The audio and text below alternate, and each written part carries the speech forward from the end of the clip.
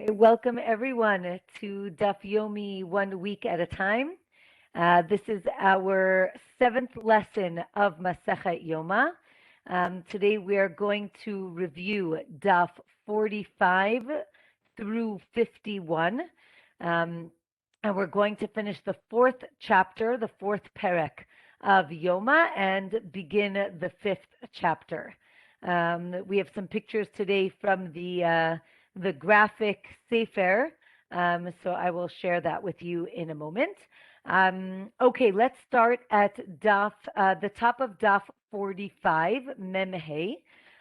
We're talking about the Toret and how the incense was very finely ground. We're going to get back to the incense in a little bit. But right now we're going to talk about the altar, the mizbeach that was on the outside in the courtyard of the temple. And we had said last week in the Mishnah that usually when the priests, when the Kohanim would go up the ramp, they would go up the right side and then go around the altar, around the mizbeach, and then come down the left side. It was very large mizbeach. But we said in the Mishnah that the Kohen Gadol, the high priest, he goes up the middle. And this shows that, he belongs in the Beit HaMikdash, that this is a place that he's comfortable with. And the question was, is it that every time he goes up the middle, or maybe only on Yom Kippur? That was a machloket. And now, second, we're going to talk about the top of the mizbeach. So the top of the mizbeach had fires on it. And I'll open the chat box if someone wants to make a comment. Okay, so can everybody see the pictures? But I can't see anybody. Okay, I hope you can see the pictures. Okay, great. So if you can see here, this is, again, you're looking to the right is to the north, to the left is to the south, and then, of course, west is the top of the picture, east is the bottom of the picture. The high priest, the Kohen, would come up the ramp, and at the top of the ramp, you can see here a number of, it looks like wooden logs, but those are going to be the fires. And in the middle, you see a pile of ash. That was the tapuach. That was what we discussed at a certain point, that they would empty out the ash when it got too large. And you can see here there are different fires. So the Gemara on Daf 45 discusses how many fires really were there on the top of the mizbeach, on the top of the altar. So everyone agrees that there were for sure these two on the left. The one on the bottom left corner, that is the main fire, the large fire. This is where, this is where the limbs of the sacrifices were burnt. The top left corner is the second fire that was used to make coals for the Toret, for the incense. And that's where we're talking about it right now. So the Gemara says on 45 that there were at least two fires, the large one and the small one. And on Yom Kippur, they would add another one. That's here on the top right corner. This would be added on Yom Kippur. Another option was really there were three.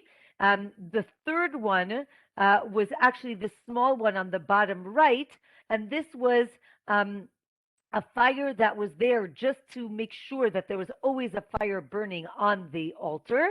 And then on Yom Kippur, they would add a fourth. Or really there were four, and on Yom Kippur, there was a fifth. So that was the machloket on 45. The Gemara says that there's a verse to prove that there were at least two fires on the altar. There's another verse to prove three, another verse to prove four. So each opinion brought its own verse as a proof. The Gemara continues and says that there needs to be a constant fire, an eish tamid, on the outer mizbeach, which is the one that we've been discussing. This one, and then it was used for making coal for the Toret, again for the incense, and to light the menorah. And it was used on Yom Kippur. Again, there was a possibility that maybe they took coals from the inner mizbeach, the inner altar. That is the one that is called the golden altar, or the mizbeach hazahav. The Gemara concludes, no, it comes from the outer altar, the mizbeach hanechoshet, the copper mizbeach, or the larger altar that was outside of the sanctuary. The Gemara ends on 45, saying that the coals needed to be taken from before God, milifnei Hashem, and that's why you can see that the fire that was on this top left corner, that one was for the Toret, for the incense, because it is opposite the sanctuary. You can't see it here, but it is opposite. You can see the stairs that are going to lead to the sanctuary. Daf 46 discusses what happens if we have limbs left over from a sacrifice. They need to be burnt. And the Gemara suggests that they need to be burnt on a separate fire, not on the regular fire. Again, the bottom left corner, that was the main fire for the limbs. But if they were left over, meaning what's called lina, they were left over a whole day, now they are invalidated. So the Gemara suggests that maybe we need a separate fire to burn these invalid limbs. So the Gemara explains again that this fire could be made even on Shabbat, maybe even on Yom Kippur, that there would be this separate fire. And the yes. Again, so these limbs need to be burnt. They need to be burnt on the top of the altar. And the Gemara now has I would say an in-depth discussion based on this on what we've been talking about. Meaning, maybe we know that in general, when there is a regular sacrifice, that night the limbs are burnt on the altar. The question is, what happens? Is this what's called doche Shabbat? Does this override the Shabbat? Meaning, if the sacrifice was brought on a Friday, can you burn the limbs on a Friday night? Now, really, the time for this sacrifice is Friday day, not Shabbat. But in a normal week, let's say on a Wednesday, when the sacrifice was brought on Wednesday day, they could even be burnt Wednesday night. So the Gemara discusses on 46, we understand that bringing the sacrifice itself, meaning slaughtering the animal, putting the blood on the altar, we understand that that is allowed to be done on Shabbat. But can the burning of the limbs the next, meaning that night, does that override the Shabbat or not? And that is really the discussion on Daf 46, discussing, again, whether or not it can be done. And here we bring up a concept that we discussed in Masechet Psachim. So just as a little bit of a reminder, if you remember in Masechet Psachim, we discussed the idea that the Korban Pesach could be brought even if the people are impure, if they're tameh. And we talked about the idea that the importance of bringing the Korban Pesach overrides the necessity for everybody to be pure. Again, obviously, it would be better if everybody was pure, but if not, there is a mechanism that overrides this. And in Masechet Psachim, we asked, what is this mechanism? Is it what's called dechuya? Dechuya means it's pushed off, meaning we have two competing, I would say, values. Which one wins out? So we said Korban Pesach wins out.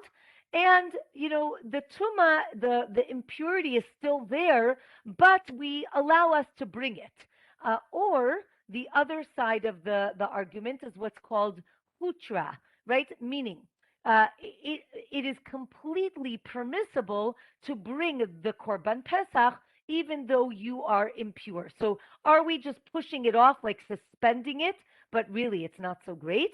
Or are we completely permitting it? The same thing here is the discussion with burning the limbs of the Korban Tamid, the daily sacrifice. From here, the bottom of 46, the question is, what happens if you extinguish the coals of the incense or of the menorah, of the candelabrum? What's the question here? We know that it is forbidden to extinguish the fires that are on top of the altar, on top of the mizbeach. And the coal that we use for the incense and for the menorah, for the candelabrum, the coal comes from this fire. So do we say once it's detached, it's no longer under the category of the fire of the altar? Or do we say no, it came from the mizbeach, it came from the altar, and therefore you can never extinguish it basically on purpose? Obviously, if you did it by accident, that would be, it would be an accident. Okay. Again, right, so maybe the Gemara suggests maybe if you took off the coal for a mitzvah, meaning we're doing it as for a commandment, for something positive, then maybe you're not liable for extinguishing it. Or again, maybe there's even a difference of opinion, even if you're actually standing at the top of the mizbeach, of the altar, but you have detached it already from the main fire. And with that, discussion, we are going to finish the 4th chapter and begin the 5th chapter. So we're going to move on to the next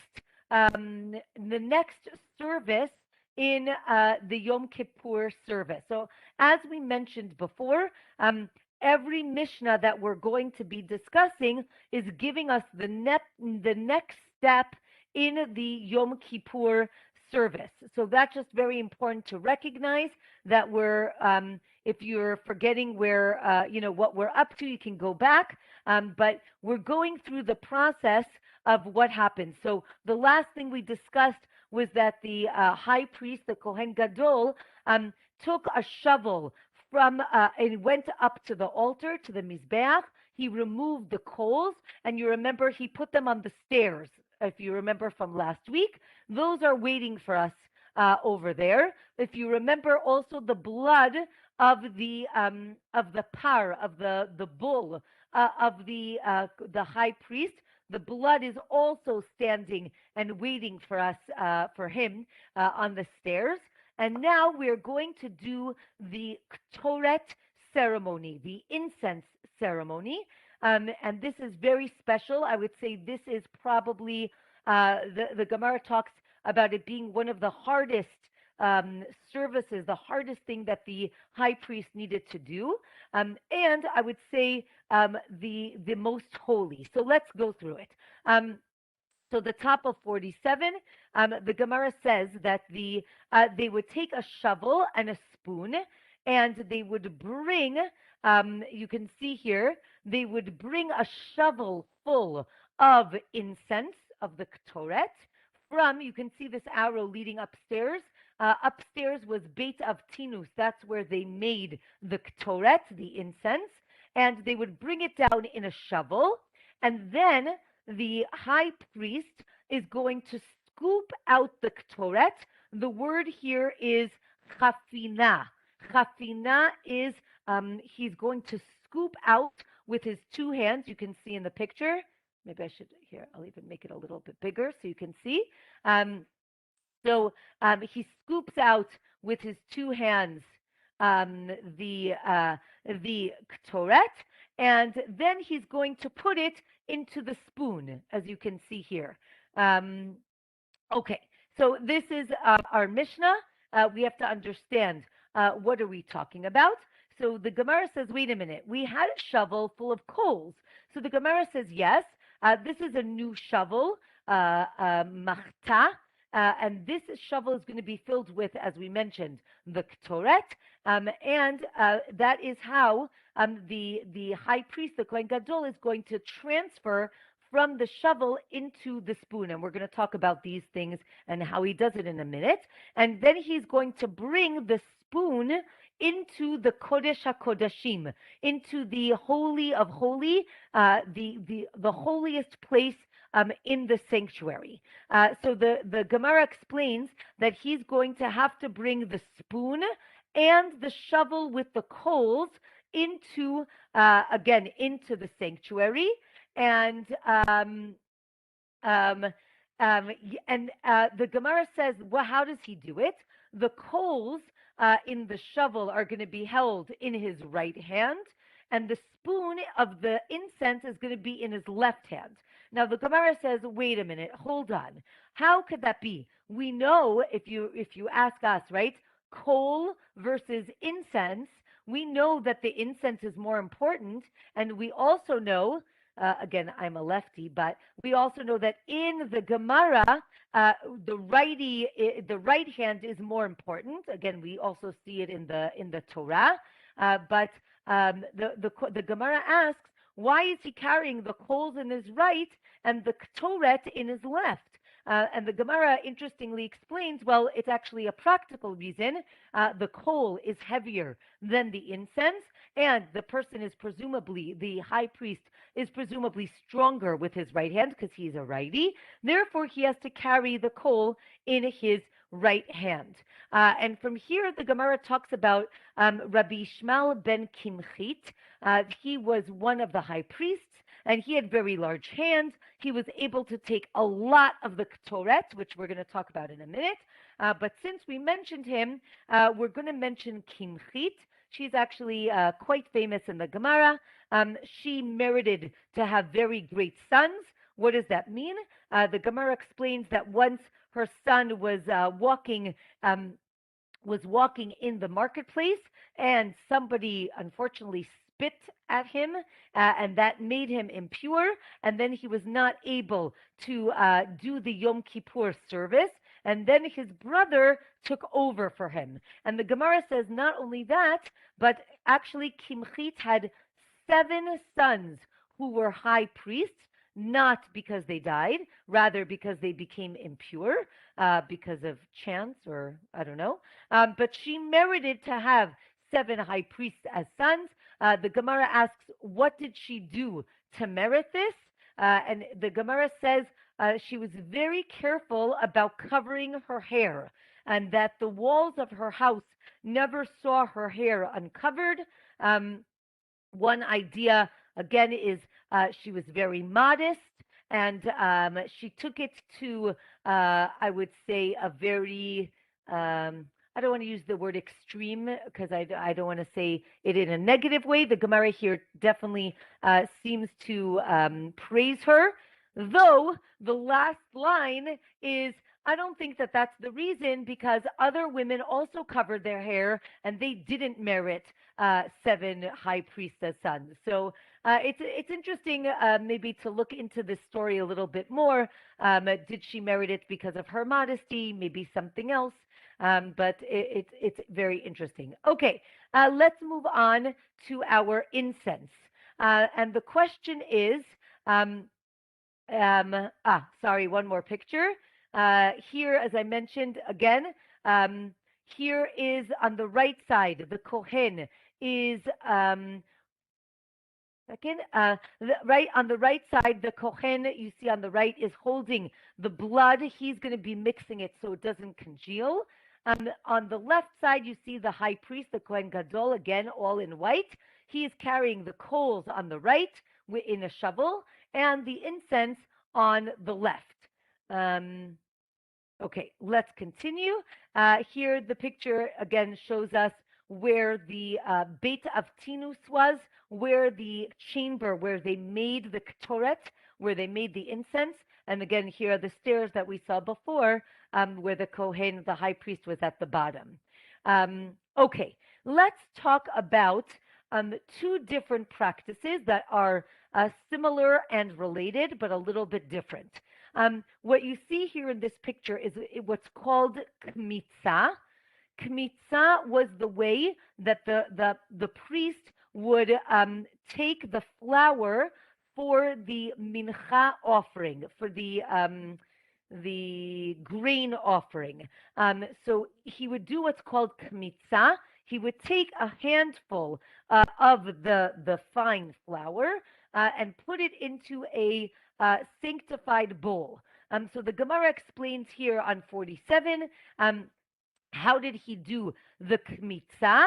So it says that he would bring it in. He would fold his fingers in and scoop it up. He was not allowed to use a measuring cup. He had to use his finger. And it can't be overflowing. It had to be exact, and it needed to fill up his hand. How did you make sure it filled up his hand? So he would scoop it up, and then with his thumb, he would brush off what's on the top, and with his pinky, you can all try this at home, it's a little difficult. With his pinky, he would brush off what's at the bottom, and you're left with whatever is on the inside, right? Underneath these three fingers. So that is the kmitza, and the Gemara talks about this being very, very difficult. And now, of course, the Gemara being the Gemara, which I think is just so beautiful, the Gemara asks many questions on this technique. You said it had to be done this way. What if it's done basically in every other way that you can imagine? And I'll just give you a spoiler that the answer is going to be teku. Teku again means we're gonna wait, and basically we're gonna wait for Eliyahu Navi, Elijah, the prophet, to come in the end of days, and he's gonna answer all of these questions. Another explanation for teku is we're really not sure what the answer is, and we just have to sometimes acknowledge that we don't have all the answers, which I think is interesting and maybe a little frustrating, but humbling, definitely humbling. Okay, so first question is, what happens with the flour that gets in between your fingers, right? I understand that the flour on the inside is sanctified, and I understand that the flour that's on the outside is not, right? It's the leftover. What about the flour that gets stuck in between the fingers? Is it considered inside or outside, right? The Gemara says, well, maybe we should just get somebody with very fat fingers so that there won't be any space in between, and then he will not pick up any flour in between, and we won't have that problem.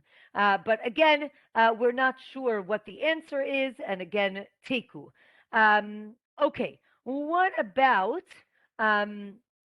Okay, here, and this picture book is really great because it shows you the different options. Okay, again, picture number one is how we're supposed to do it, right? You see how you kind of like sweep it or scoop it in. Okay, what happens if you scoop it down, right? Or just take a little bit, right? Just with the tops of your finger as opposed to your whole palm. So that's called Rosh HaEtzbaot, right? What if you just take with your tips of your finger? Is that enough? Again, teku, we don't know. What about if you do it backwards? Oh, wait, sorry. Right? Like you scoop it up instead of down. What happens if you press your finger, right, your hand down into the bowl instead of scooping it? What about that? Wait, don't worry, there's more. Okay, so that was for kmitza. Okay, so that's important to recognize. Kmitza is for the mincha, the grain offering. Now, why did we bring this up? Because we're going to discuss the chafina. Chafina, as you can see here, is a little bit different, but the same idea. The Kohen Gadol is going to take the incense from the big shovel, and the question is, how much does he take? So he's going to take with his two hands now, and again, the same idea. He's going to scoop it up. And again, as Lynn said, yes, these pictures are really incredible. We're going to, again, this picture is what you're supposed to do. Not everybody likes to do what you're supposed to do. Again, what if you do it just your fingers, right? Just the tops of your fingers instead of your palms. What if you do it from the bottom instead of from the top? What if you do it again from the side, right? You push your hand down and it fills up from the side. And what if you do, right? I know I'm supposed to have two handfuls. What if I do two separate handfuls instead of it being together? And again, it ends with teku, and we are going to leave it with that. What about, excuse me, let's move to daf 48. We're going to continue with this. More questions. What if you put it on the side of the utensil instead of putting it into the bottom of the utensils? What if you put it maybe upside down into the utensil? I don't know how it would stay. Or maybe from the, like, backwards. Again, teku, we don't know. Next, the Gemara asks, when we do the chafina, do we do it, is it supposed to be, kind of level, or is it supposed to be heaped? And the Gemara says, well, it's neither. It should be, right, something in the middle, right? Just something in between, like you don't smooth it out, but you don't take a very big heap. Okay. Now we're going to go on a little bit of a tangent, and we'll come back in a little bit to our discussion. So the Gemara talks about what happens if blood spills while you were collecting the blood. Again, going back to a sacrifice, you slaughter the animal, you need to collect the blood directly from the animal and then bring it to the altar and sprinkle the blood on the altar. What happens if it spills? And the Gemara asks, well, it depends when. If you collected it into a utensil, this sanctifies the blood. Then if it spills after that, you can collect it up again and you can use it. But if the blood never made it into the utensil, it was never sanctified, and you can't scoop it up from the floor. Okay, so from here, the Gemara now asks, now back to our topic, what if the Toret, if the incense spills from the hands, right? And the Gemara asked, and I thought this was really interesting, right? Again, the Kohen is going to put it in his hands and then put it into the vessel. So the Gemara is asking, when it's in his hands, is that considered not yet in the vessel because it is not yet in the vessel? Or do we see it as being sanctified already in his hands? So that is the question here on daf 48. And again, teku, because that is the answer of the evening. Okay, let's keep going. What happens now? Again, he's scooping up the incense. What happens if the high priest has the wrong intent?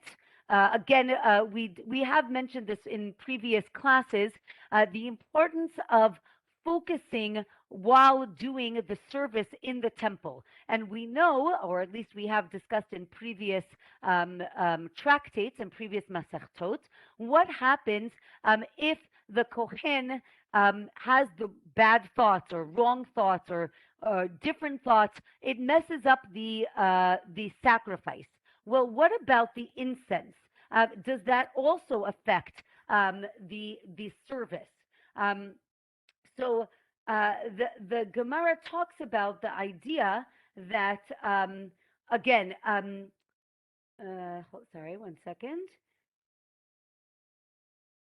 Okay, we're going to get back to the wrong thought in a minute, because the Gemara again is going to take us somewhere else for a minute and then bring us back. When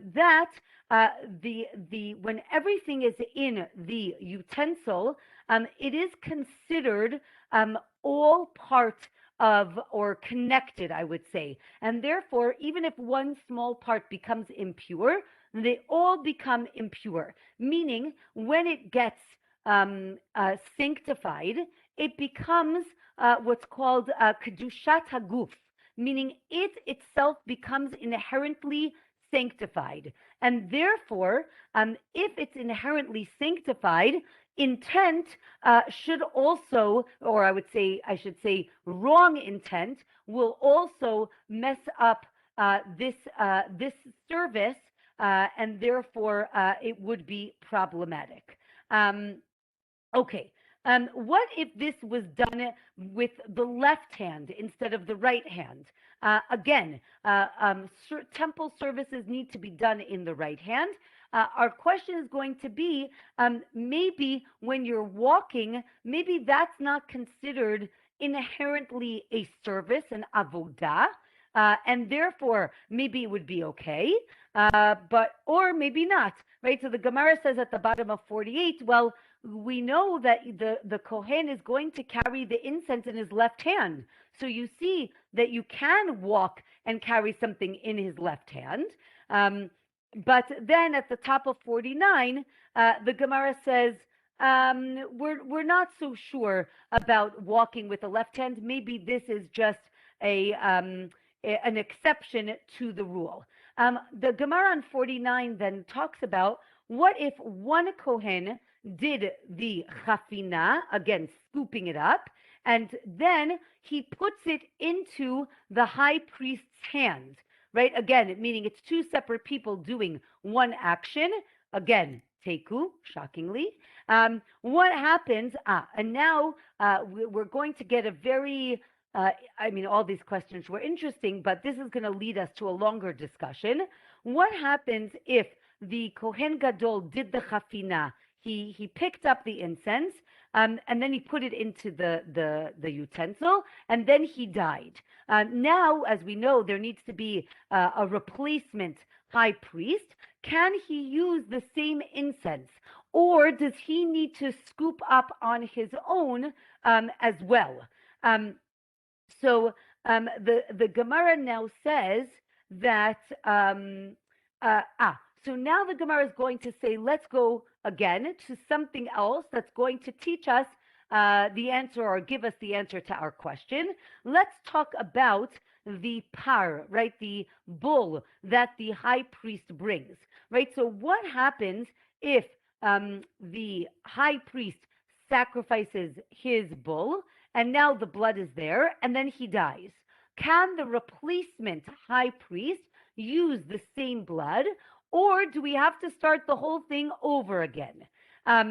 So the Gemara on 49 discusses, right? Again, can the replacement high priest use the original blood, or does he need to bring his own animal and start again?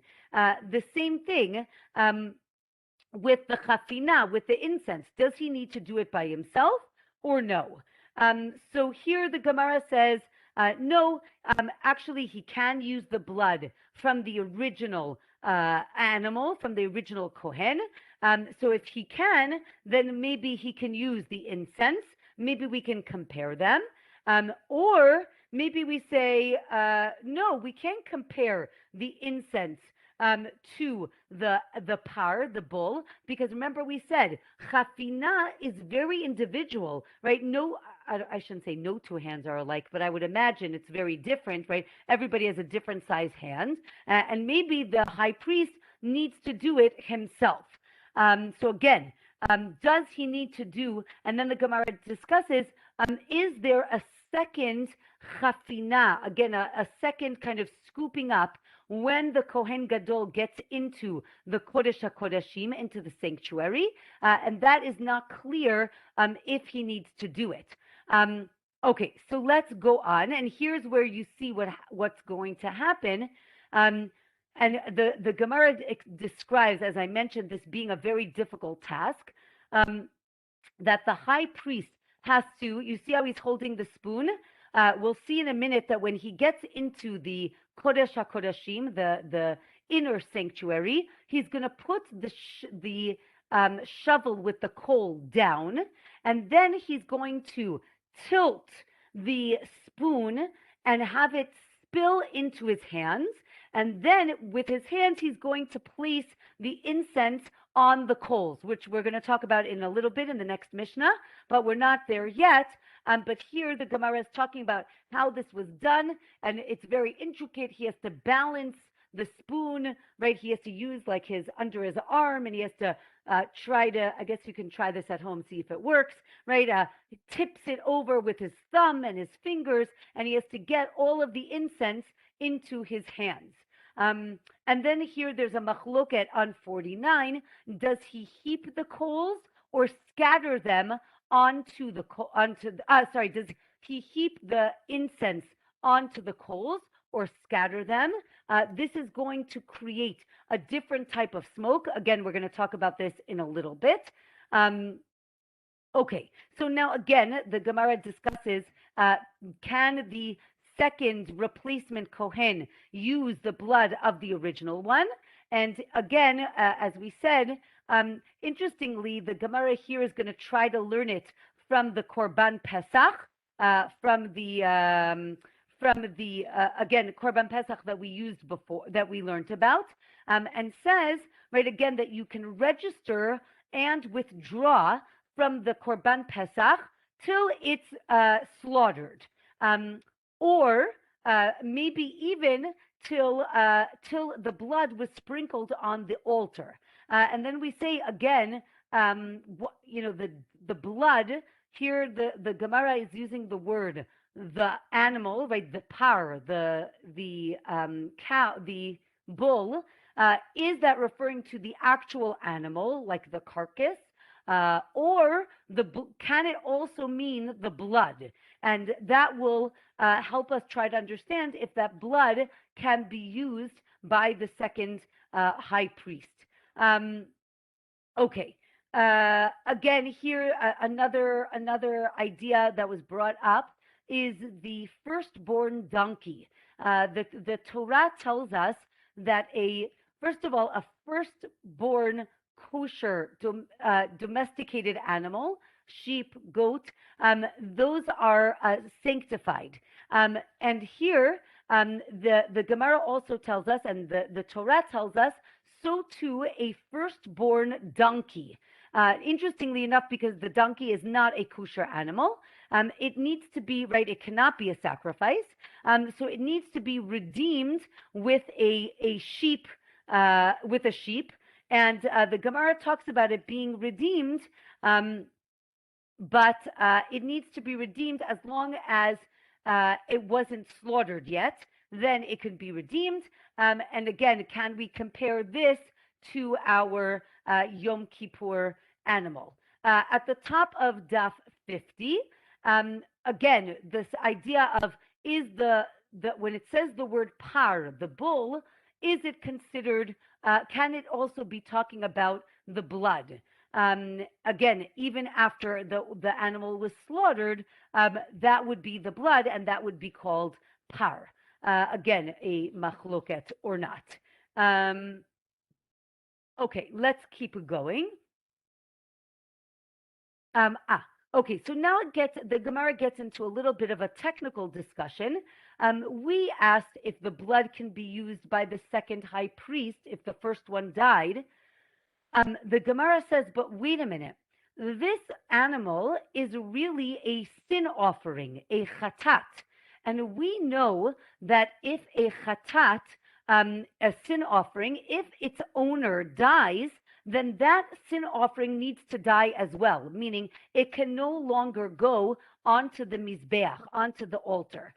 So the Gemara asks, wait a minute, why are we even asking this question? This is a sin offering. It should die because its owner died. And from here, we get into a very interesting conversation about the inherent identity of this sacrifice.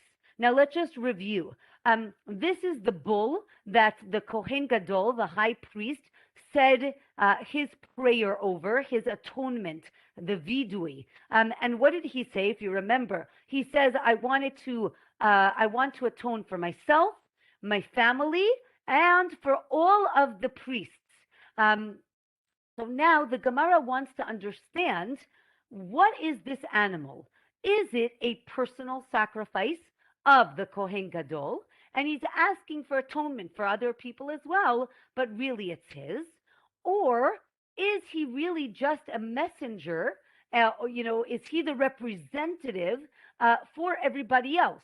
And it's really more of a communal sacrifice, right? So is it a korban yachid, a individual sacrifice, or a korban tzibur, a communal sacrifice? And this is going to have different implications. Again, as I mentioned, an individually owned sin offering, chatat, if the owner dies, it needs to die. It cannot be used. However, if you have a communal sin offering, even if one person dies, you can still bring it because everybody else is still alive. So that is going to be one practical application, as we say in the Gemara, one nafka mina. But we are now going to go through different nafkaminot, different practical applications. Okay, so here we go. The Gemara, again, we're on Daf 50, is going to try to understand, is this a communal sacrifice or an individual sacrifice? And it brings a certain sources, certain brightot, that seem to imply that it is a communal sacrifice. But of course, there's another one that comes and says that it is could be an individual sacrifice. Then another idea comes up, which is it's not communal, rather it's a partnership. And that's going to be a little bit different. That basically, are the Kohanim, are all the priests, are they considered a community, a tzibur, or are they just partners, right? They're a family, they're relatives, they're a group of people, but they're not a community.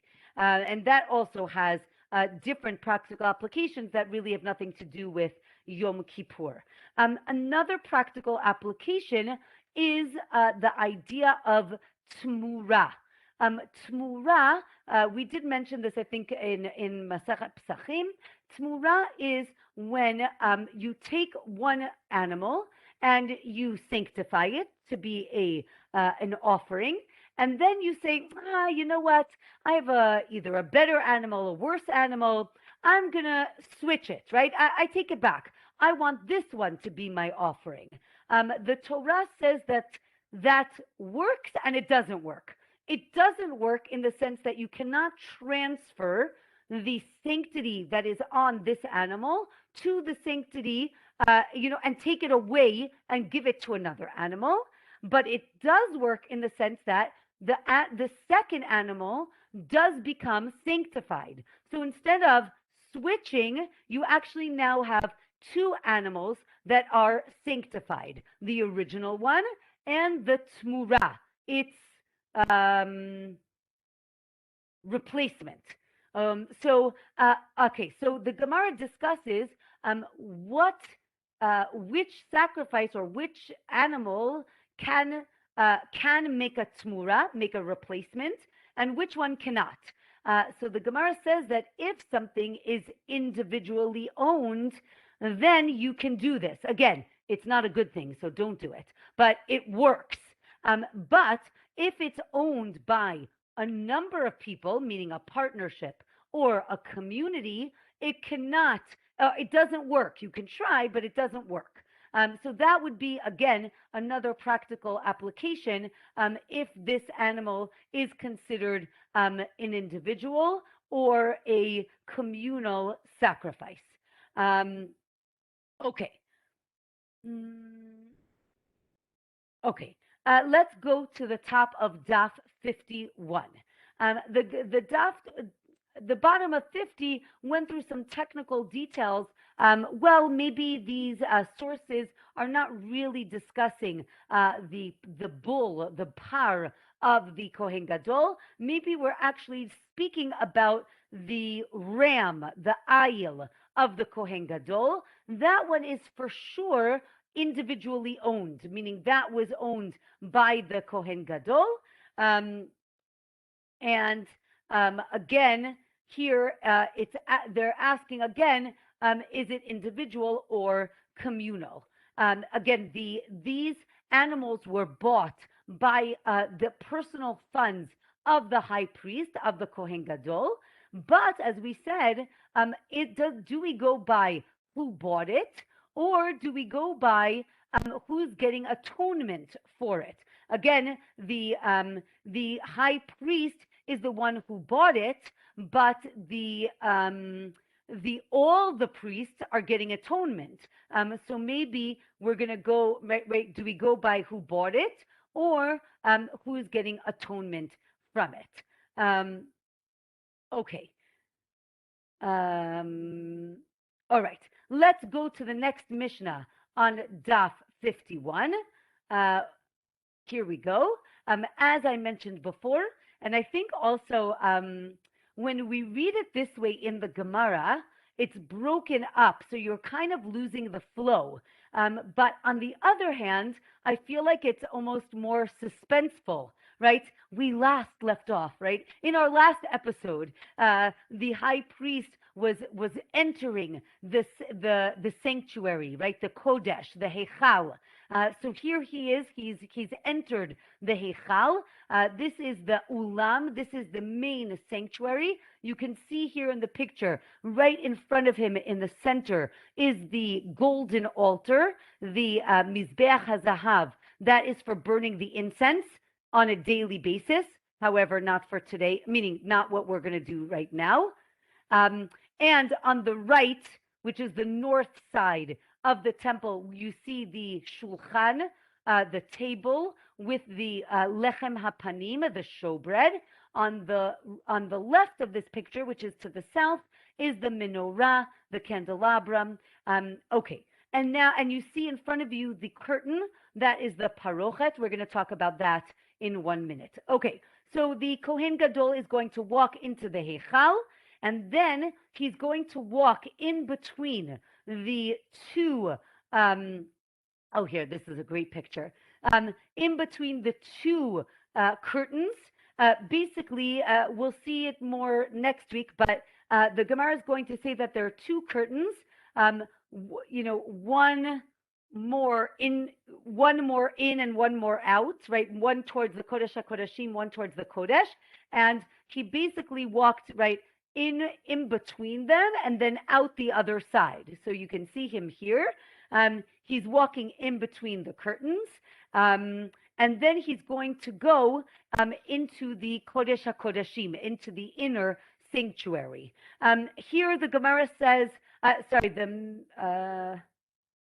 the Gemara discusses that there was also the Mishnah, that there was 1 amah space in between the two curtains. But then the Gemara says, wait a minute, hold on.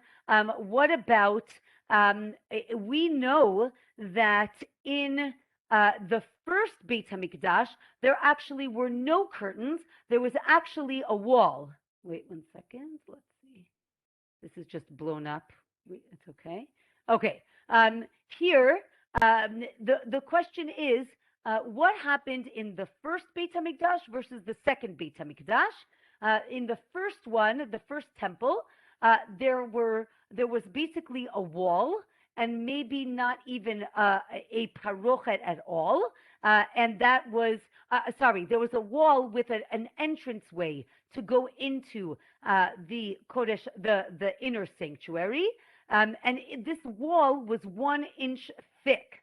And then in the second Beit HaMikdash, in the second temple, because the building was much taller, they couldn't have this wall because it just was too hard to build a wall that was so high. They instead put in the two curtains instead of the wall. Now, if there are two curtains, why did they do this? Because they weren't sure if the thickness of the wall is counted as, right, which room, the inner room or the outer room, right? What is the sanctity, again, Gemara, what is the sanctity of that 1 amah space in between the two curtains? So therefore, they built the two curtains, and again, the Kohen Gadol is going to go through in the middle. Okay, so now, of course, the Gemara has to try to understand, how did he walk? Again, we have different vessels in different areas. So here you can see even how it's this curtain is lifted up, so you can see the other curtain on the other side. But there are basically three opinions on where he walked.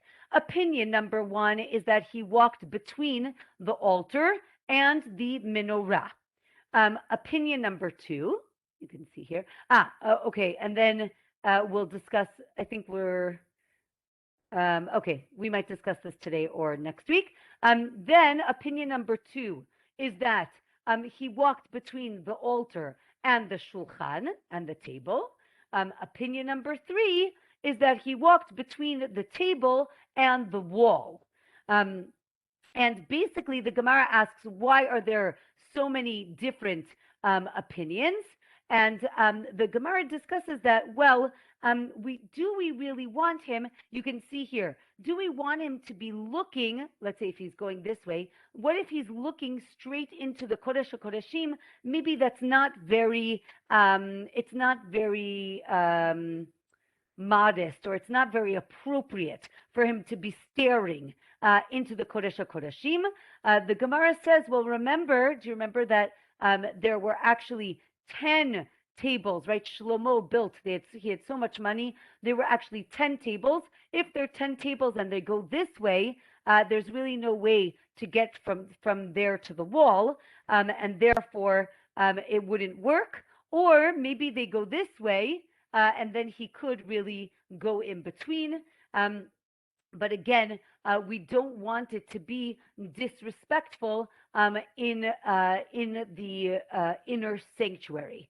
One second, I see that somebody wrote, Lynn wrote, and this is only possible in the second temple where the ark poles are not sticking all the way into the curtains like the Mishkan. Always wondered how he would maneuver. Okay, excellent question.